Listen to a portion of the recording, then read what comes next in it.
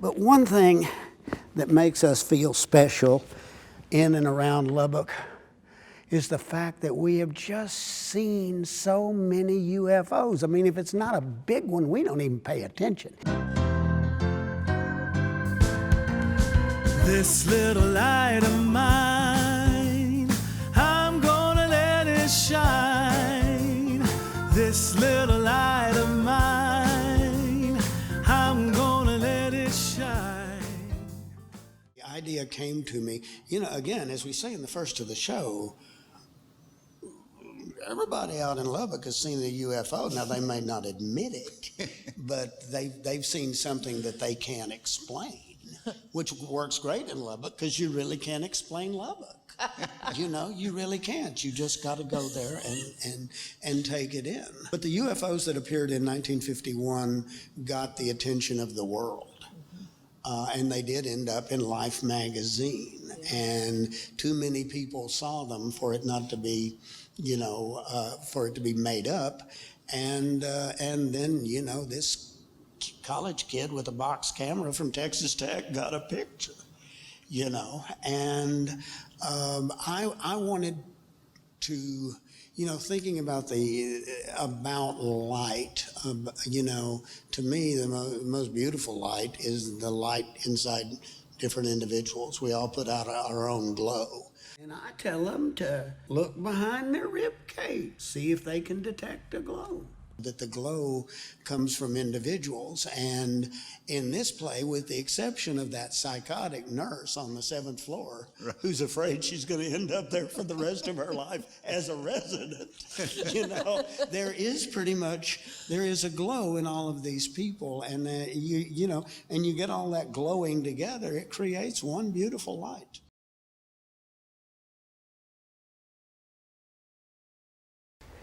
Which one came to you first?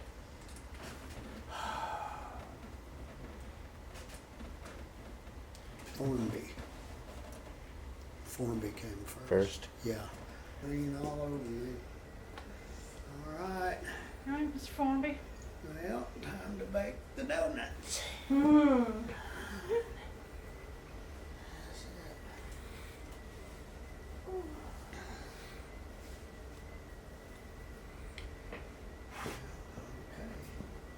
And then I toned him down.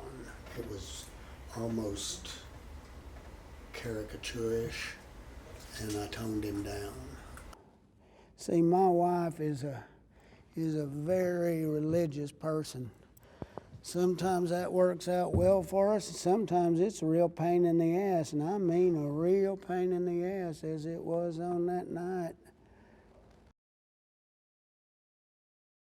It's amazing. There's a place in Lubbock, there's a pancake house off of Avenue Q, and the daily special is Jesus, Jesus, Jesus. I'm not making that up. What exactly do you get on that plate? Well, I told one of my students go in, I said, ask for the breakfast special, tell them to hold the Jesus and see how long it takes. What comes? Like you can slice them orange? They'll throw you out real quick. Love that. Okay, so just a little to the side. Just like that. Hold that. That is perfect. For some women, seeing a man on a horse, even a little guy like me, is catnip to them.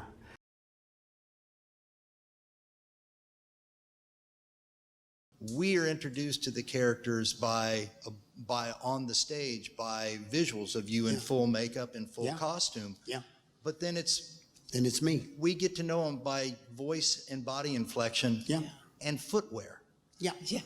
Yeah. Talk a little about that. Well, footwear is really important. When Joe and I were rehearsing Tuna and we do a new Tuna play, first thing we wanted was our shoes. It affects the way you walk, and that was one of the first things we wanted to know how to do. Right. And so the footwear was important in that sense. Dallas is like Oklahoma with really great footwear.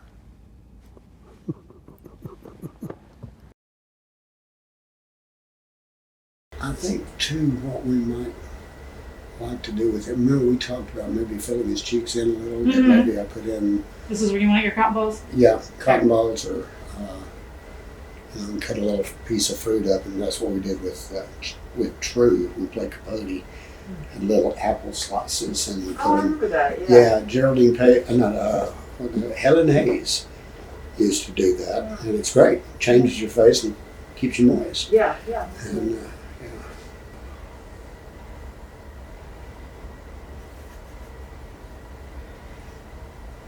Okay, that's cute.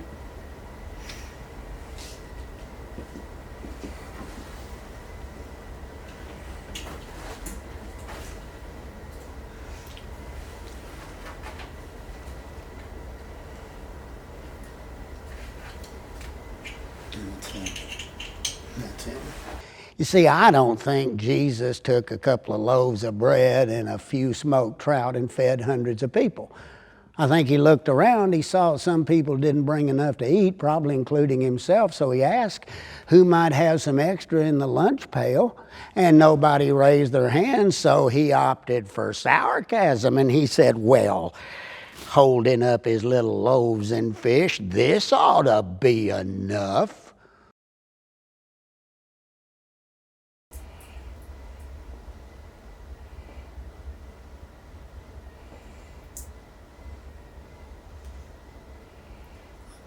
And playing in the toothpaste. Yeah.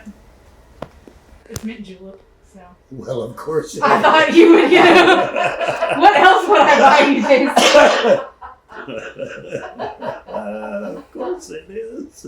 There are fairies at the bottom of my garden. They often like to dance on summer nights. The butterflies and bees make a pleasant little breeze, and the rabbits stand around and hold the lights. No, this show is not going to be your mother's Brigadoon. It really isn't. I don't know. You hadn't seen my mother's Brigadoon. You don't know. You don't know. Oh, I guess I spoke of it to her.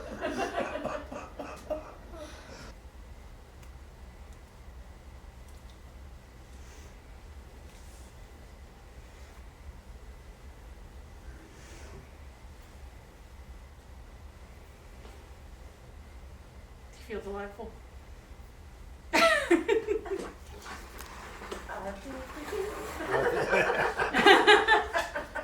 There's a gay bar in Washington, D.C. that has a piano bar upstairs.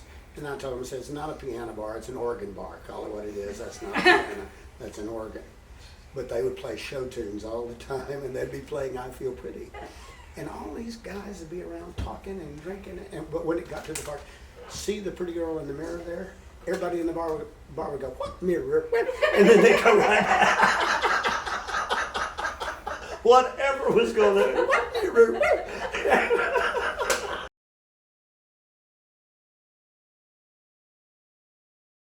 God, you killed me. Wow. Bring your headband down. Uh, I'll go run up and get it. okay, yeah. I forgot to bring it. That's cool. That's so Yeah. good. Where's the demonstration? Let me go grab it. Yeah.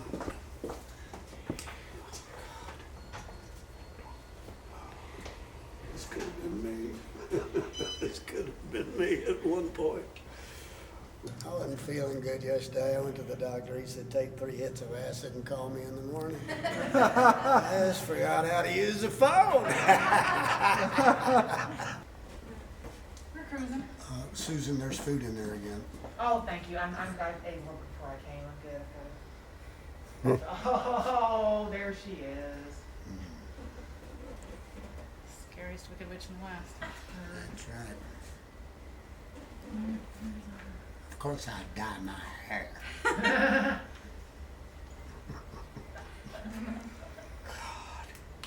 Actually peel it?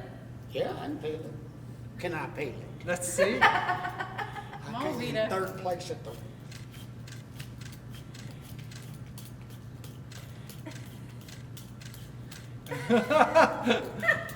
Show you that. I was just sitting there peeling carrots. And I looked out the window.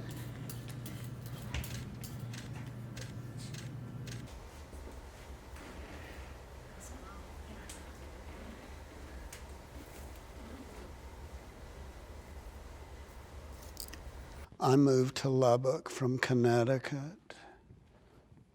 My family still thinks I miss it. Oh, I heard about the lights. That's all I needed to know. But oh, it was the trees. The trees drove me to it. I am a suspicious person by nature, and the trees haven't helped. I need a double. Okay, don't be tight ass with the ice. Oh, God. Bartender, I've had 3 drinks and I'm not drunk. Now you tell me who doesn't know how to do their job. Hello, see, empty, stone cold sober. Oh, God, I can buy you a book on how to do this. And they said it's Minard. I said, no, it's not. You're fine. Where are the moles?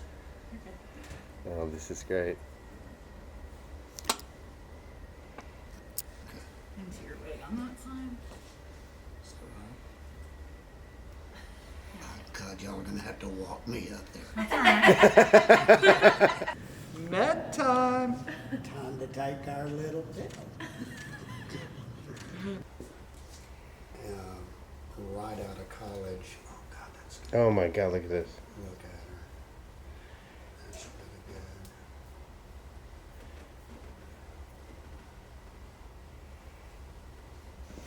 good. I went with egg whites and hot water, and I fried an egg in that old heifer's head. It's one of the scariest things. She looked like she needed to come with a side of bacon. Oh, Lord. And to get that egg out, we had to pull the egg out of her hair, one hair at a time. I thought, if hell is worse than this, I'm just going to start behaving. You know? Oh, it was absolutely horrible. But that same night was the night I saw the lights. Oh my gosh. Yeah, it was something else. I found this work to be particularly and oddly hopeful. And the final lines are, you know, when she says, we will not be mean, we will not be afraid, we will feel like grains of sand.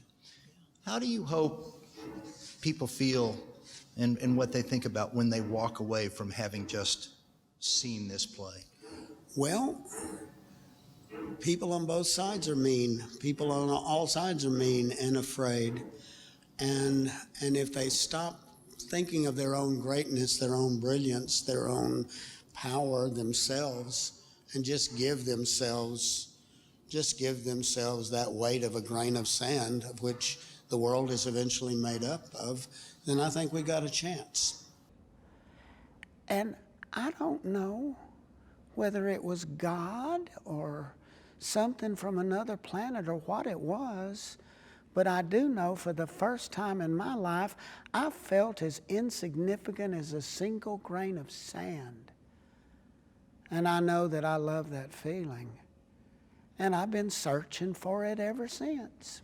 We're all human beings. Now let's see if we can behave like that.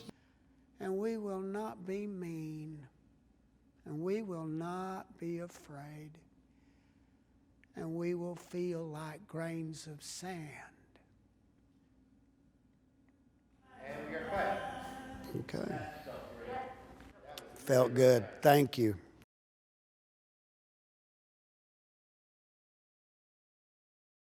Okay. Yeah, I think we're good.